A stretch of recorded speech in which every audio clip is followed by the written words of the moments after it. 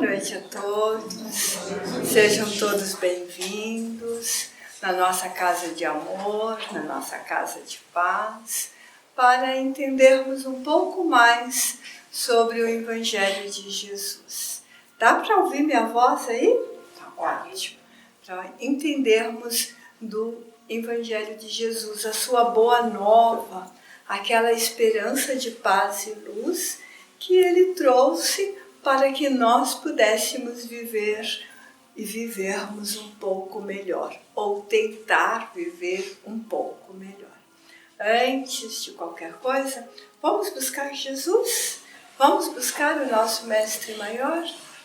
Mestre amado Jesus, querido amigo de todos os momentos, neste instante em que te buscamos, Senhor, porque Tu nos ensinaste que onde um ou mais estivessem reunidos em Seu nome, ali Tu estarias. Nós estamos reunidos em Seu nome, Senhor, para entendermos um pouco mais da Sua boa nova, do Seu ensinamento, para que tenhamos uma vida em abundância, uma vida cheia de paz e uma vida cheia de luz. Esteja conosco hoje e sempre.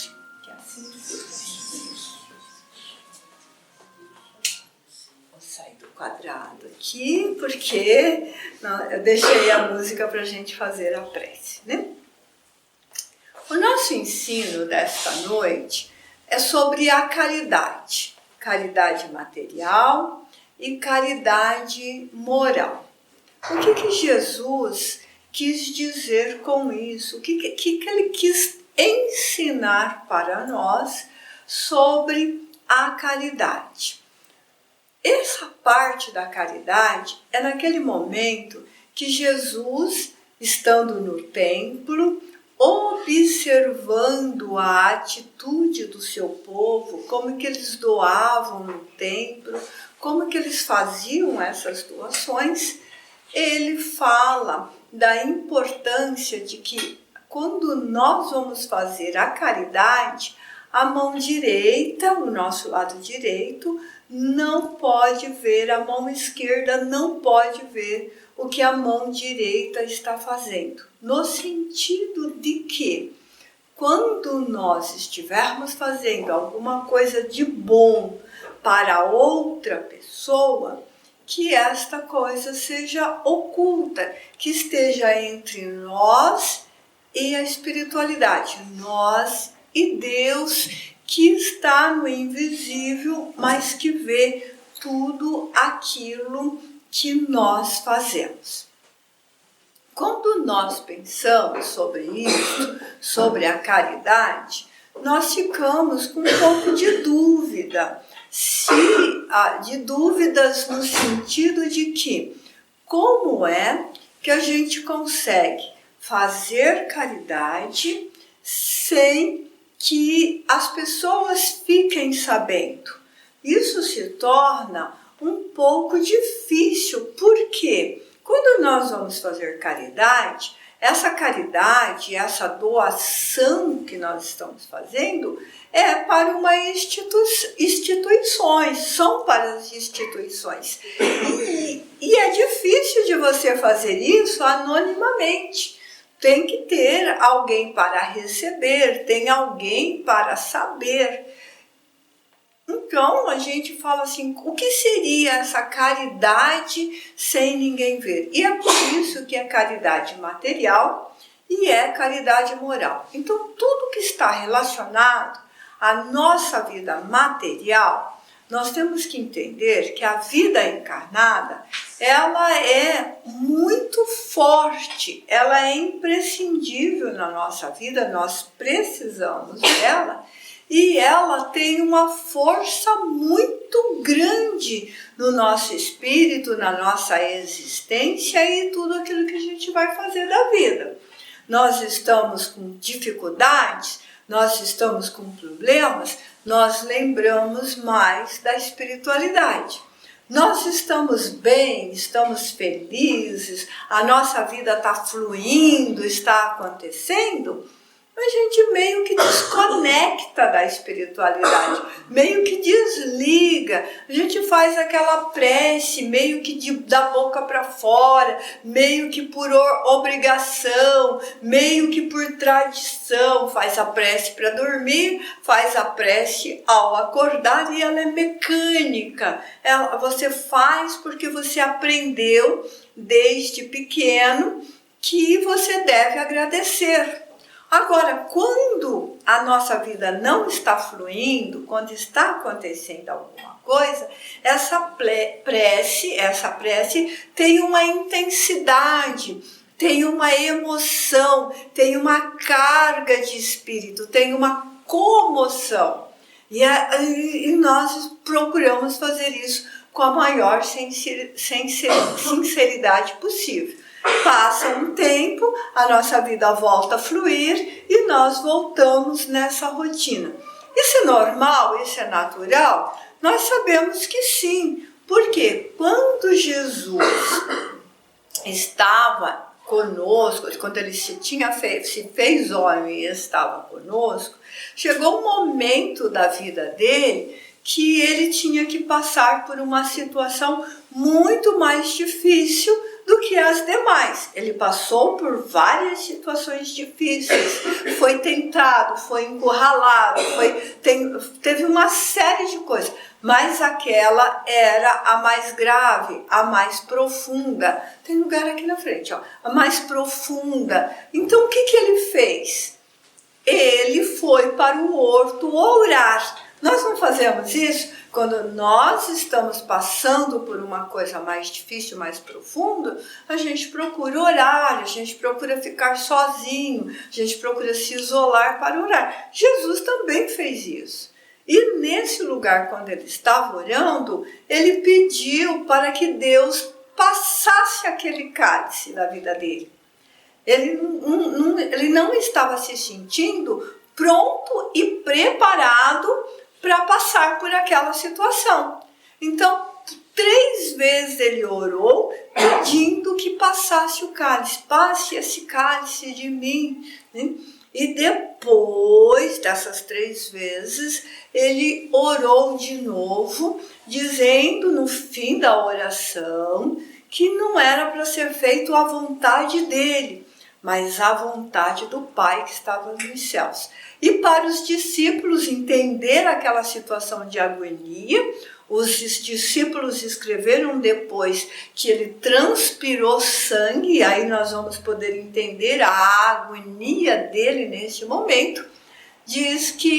Ele diz para os discípulos que o espírito estava pronto, que o espírito era forte, mas que a carne era fraca. Então, isto acontece conosco também. Por isso que na vida material a gente oscila. Então, tem hora que nós estamos muito firmes na espiritualidade e tem hora que a gente não está.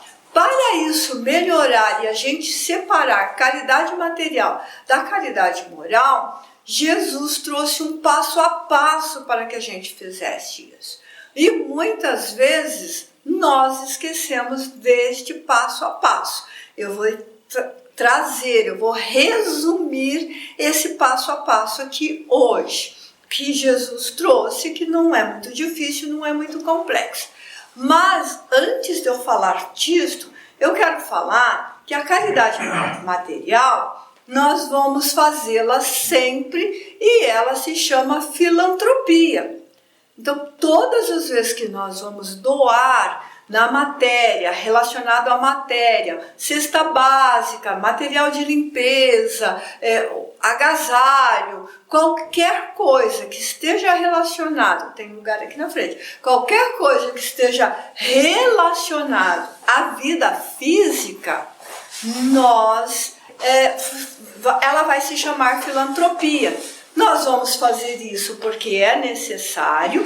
A irmã Rosália fala nesse capítulo que se nós fizéssemos isso, se todas as pessoas se preocupassem verdadeiramente com o bem-estar do outro, nós já viveríamos uma vida melhor. nós já teríamos conseguido erradicar coisas como a miséria, como a pobreza, como doenças muito sérias causadas pela sujeira, pela imundícia. Então a gente já teria conseguido uma educação melhor, uma instrução melhor, e nós já teríamos erradicado essas coisas. Mas é muito mais fácil para nós partirmos para a violência, a guerra, o mal-estar, a maledicência, a vingança, a perseguição, do que a paz. E é isso que nós precisamos compreender. Então, na vida material, nós teremos que fazer filantropia por muito tempo. Ela é necessária. Nós temos alimento na nossa casa, mas nós temos milhares de pessoas que não têm alimento. Nós temos abrigos, nós temos agasalhos, mas tem milhares de pessoas que não os têm. E não os têm pela forma egoística que nós manifestamos essa vida material. Nós sempre vamos manifestar a vida material no sentido de que ela seja muito, extremamente abundante para nós, esse olhar mais profundo para nós. E muitas vezes nós falamos que não fazemos a caridade moral porque ela depende, a pessoa diz assim, sabe o que é? Eu não faço mais caridade, eu não ajudo mais, porque eu não posso, porque eu não tenho dinheiro. Se eu tivesse dinheiro, se eu ganhasse um pouco mais, eu conseguiria fazer isso, fazer essa caridade moral, fazer uma caridade oculta. Porque, por exemplo, se eu tivesse muito dinheiro, eu podia criar uma ONG e ninguém saber que a ONG era minha, uma coisa parecida. E para fazer isso, muitas vezes nós queremos uma coisa muito específica e com brincadeira, com xixi, com ato falho ou com preces mesmo, a gente se direciona a Deus dizendo assim, eu gostaria muito, muito mesmo de auxiliar, de poder fazer mais. Então, eu preciso de um recurso extra para fazer isso. E aí a gente faz uma proposta para a espiritualidade desse recurso extra. E esse recurso, ele não é generalizado, ele é um recurso muito especificado. Ele é direcionado e especificado. Então a gente diz assim, se eu ganhasse na loteria e eu ganhasse sozinho e acumulado, notou como ela é muito específica, ela é muito direcionada e ela é muito egoística? Porque ele tem que ganhar sozinho. A segunda coisa que tem que ser acumulado. Então, mesmo que ele fizer essa caridade oculta que ninguém vai saber, ele não está fazendo do que seria a caridade moral, que é daquilo que é seu, daquilo que você tem e que você pode oferecer, e ela é a última coisa, ou a única coisa que você tem para oferecer. E aí Jesus vai separar isso, e a irmã Rosália separa isso com muita clareza. O que seria essa caridade material? Não precisa de dinheiro, não precisa ser doutor e nem ter pós-doutorado e nem coisa parecida ou similar.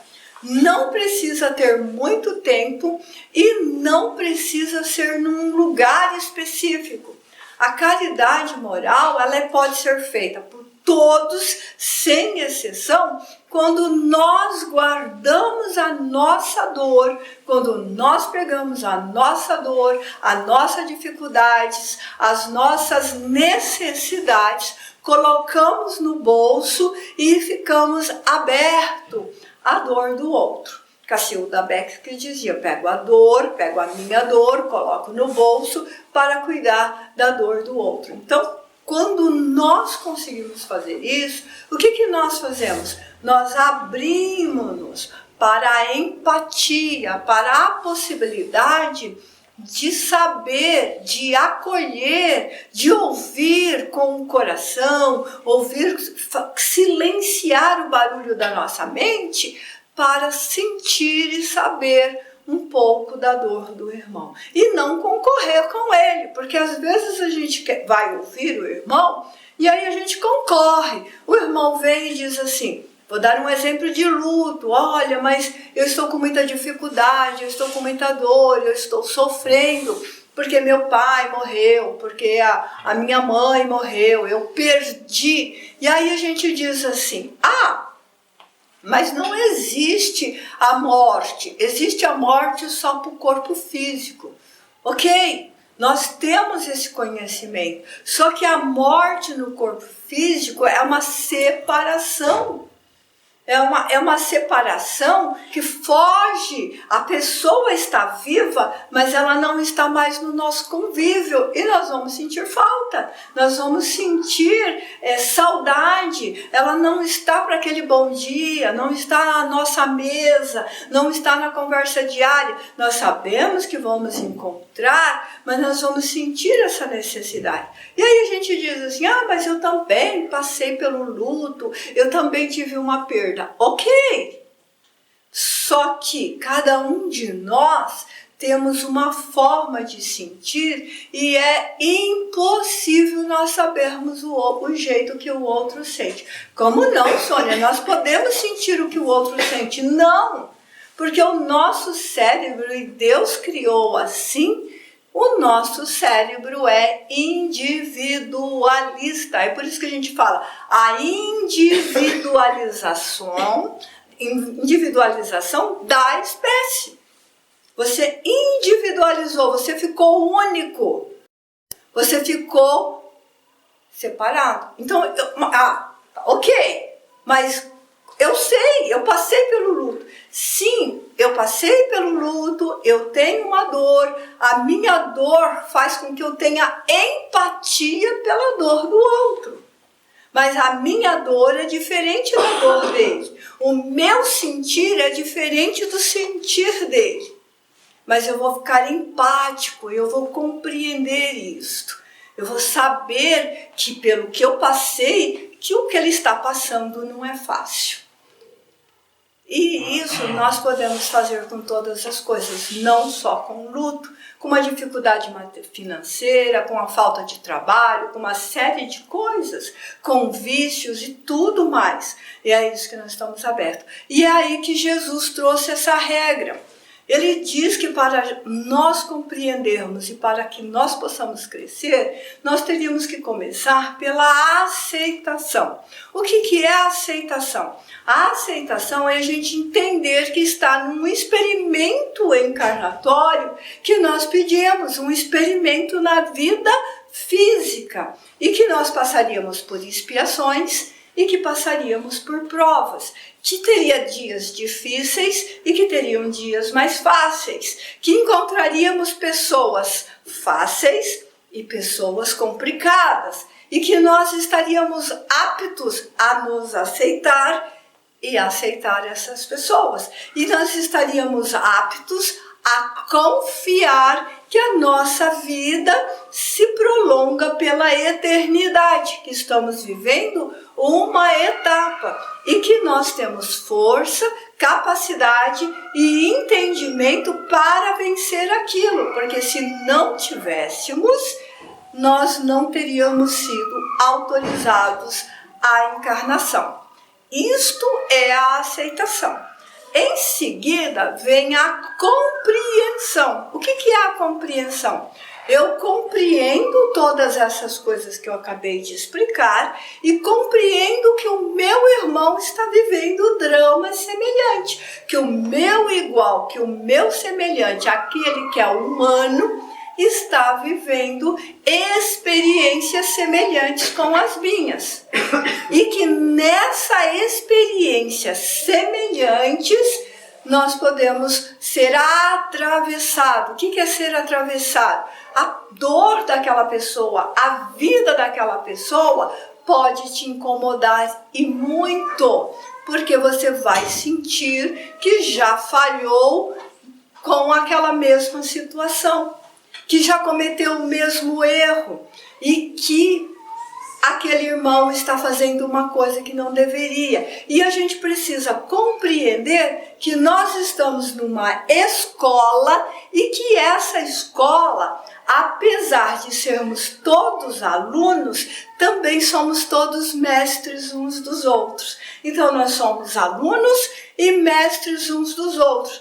Que um doutor da lei pode passar por mim e não ensinar nada, e uma pessoa que nunca pisou na escola pode passar por mim e me ensinar muito.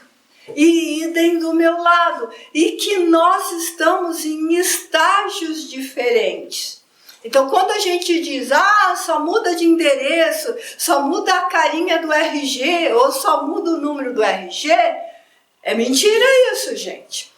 Por quê? Porque nós estamos, cada um de nós, numa experiência e num estágio. Então terá pessoas que estão abaixo do meu estágio, pessoas que estão no mesmo estágio que eu estou semelhantes, é aí que a gente diz que só muda de endereço, é semelhante, não é igual, e pessoas que estão muito superiores.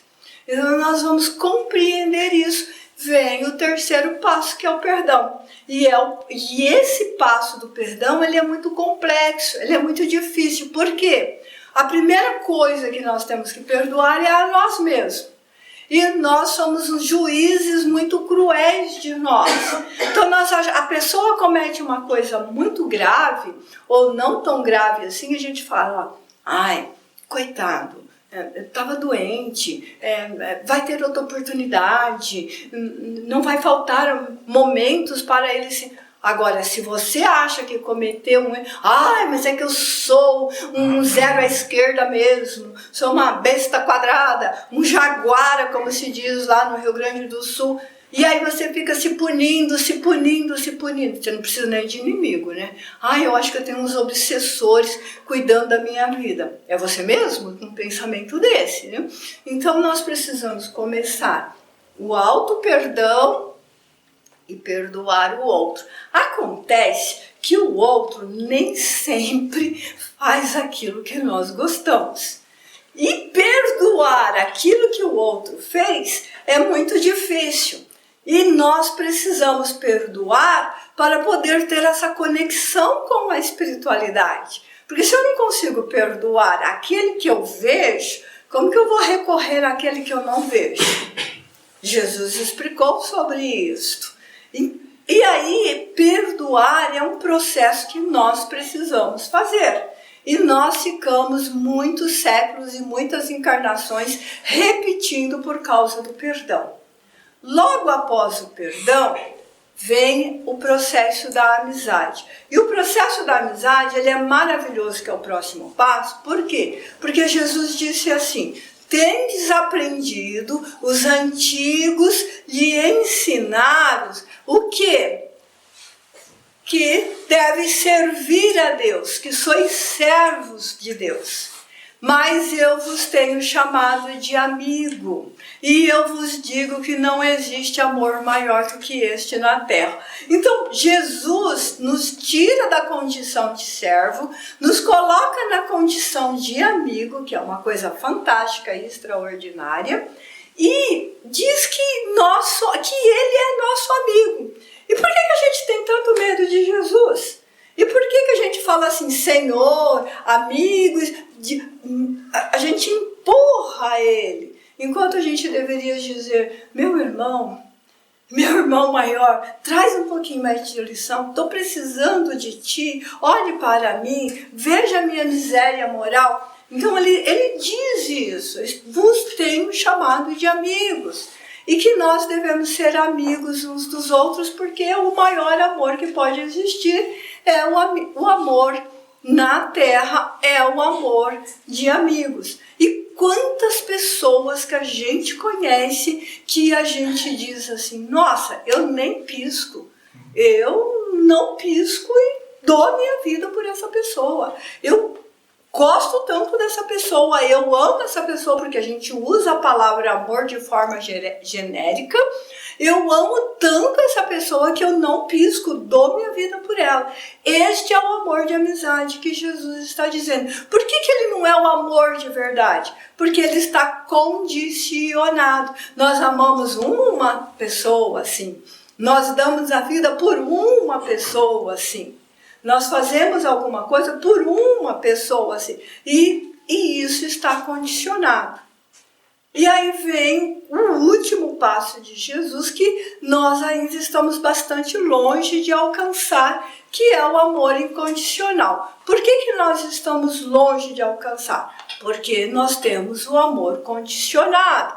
Eu amo você, mas você tem que deixar de fazer isso. Eu amo você, mas você tem que modificar aquilo. Então, o nosso amor tem uma vírgula, tem um mas, porém, todavia, contudo e etc. Então, nós sempre vamos condicionar. E nós estamos sempre, muitas vezes, brigando. Vivemos 30, 40, 50 anos com uma pessoa, nós estamos atrelados a essa pessoa e nós só enxergamos defeito nessa pessoa, só brigamos com essa pessoa, só criticamos essa pessoa e nós chamamos isso de amor. É um amor extremamente condicionado. O amor incondicional não tem isso. E por que a gente sabe que a gente está a quilômetros do amor incondicional? Porque Jesus disse assim, eu me vou enviar um Espírito de verdade para estar convosco, para aprender sobre mim até o fim do seu tempo. E quando vós estiver preparado, quando vós estiverem preparados, quando vós estiverem prontos, eu venho buscar. E enquanto isso, preparo moradas. Então, o que fica claro? Que o amor incondicional nos leva para mundos regenerados, para mundos felizes, para mundos celestes. Quando? Quando nós estivermos prontos. Então, quando nós aplicarmos essas 4 regrinhas, esses passo a passo, nós conseguimos guardar a nossa dor no bolso e fazer silêncio na nossa cabeça barulhenta e ouvir a dor do outro. Saber acolher a dor do outro. Então eu costumo sempre brincar que nós temos que ter ouvidos bem grandes, por isso que Jesus dizia, quem tem ouvidos de ouvir que o ouças, e braços enormes, para que nós possamos acolher todos aqueles que chegam. E sempre, sempre cabe mais um nos nossos braços. Por quê? Porque nós vamos aprendendo a crescer dentro do nosso aprendizado da Boa Nova de Jesus. E isto, gente, não é que nós vamos saber fazer isso agora. Nós vamos treinando, repetindo, fazendo a lição, repetindo de novo, caindo e levantando, e mais uma vez, até que aprendemos as lições. Ler o Evangelho de Jesus, dificilmente você vai encontrar um cristão que nunca tenha lido. Praticar o Evangelho de Jesus é uma coisa mais difícil, porque para praticar há necessidade de termos aprendido. Há necessidade de termos aprendido. Então é por ali. É isso que é a caridade moral, é isso que é a caridade material. Vida física e vida espiritual. Muitas vezes nós superalimentamos a vida material e deixamos o nosso espírito morrer de fome, morrer à míngua. Então nós precisamos alimentar os dois, ter uma conexão plausível com a vida material e com a vida espiritual o tempo inteiro, certo? Vamos buscar Jesus novamente. Fica tranquilo. Mestre amado Jesus, queridos amigos de todo instante, neste momento em que nós nos preparamos para receber o passe, que possamos ficarmos muito receptíveis para receber as energias que necessitamos para o nosso corpo físico, para a nossa mente e para o nosso espírito. Que a sua luz, Senhor, esteja conosco, para que nós possamos assim ser o seu instrumento de amor aonde quer que estejamos. E que em todos os lugares sejamos capazes de levar a sua boa nova com a prática, com a atitude que tu esperas de nós, porque este será o nosso maior exemplo que auxiliará, socorrerá o nosso próximo. Nós te agradecemos infinitamente pelo seu amor, pela sua misericórdia e por estar conosco em todos os momentos de nossas vidas.